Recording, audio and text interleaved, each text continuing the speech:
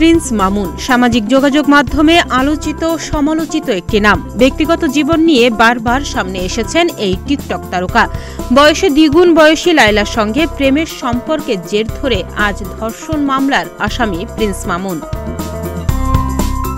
বর্তমানে কারাগারে থাকা আব্দুল্লাহ আল মামুন ওরফে টিকটকার প্রিন্স মামুনের দিন কেমন কাটছে? সম্প্রতি এক ভিডিও চিত্রে দেখা গেছে কারাগারে প্রিন্স মামুনের দিন কাটছে বেশ আনন্দে নাচে গানে। লায়লা আক্তার ফারহাদের ধর্ষণ মামলায় কেরানীগঞ্জের কেন্দ্রীয় কারাগারে রয়েছেন প্রিন্স মামুন। গেল ঈদুল আজহা উপলক্ষে কারাবন্দীদের নিয়ে আয়োজিত এক সাংস্কৃতিক অনুষ্ঠানে নাচতে দেখা যায় তাকে।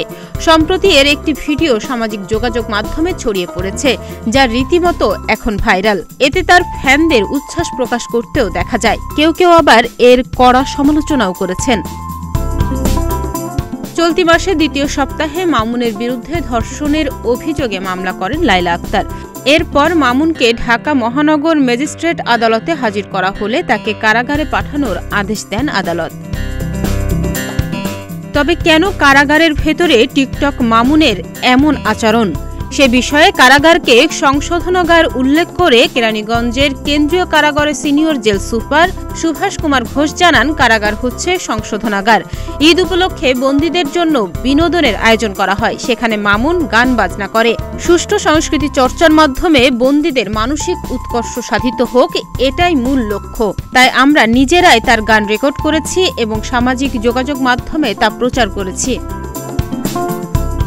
এর আগে গত 11 জুন ধর্ষণ মামলায় টিকটকার আব্দুল্লাহ আল মামুনকে রিমান্ড ও জামিন উভয়ই নামঞ্জুর করে তাকে কারাগারে পাঠানোর নির্দেশ দেয়া হয়।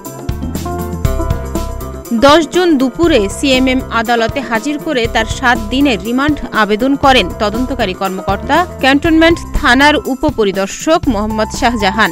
আর মামুনের আইনজীবী জামিন আবেদন করেন। রাজধানীর ক্যান্টনমেন্ট থানায় লায়লা আক্তার ফারহাদের করা ধর্ষণ মামলায় সেদিন রাতেই মামুনকে গ্রেপ্তার করে পুলিশ।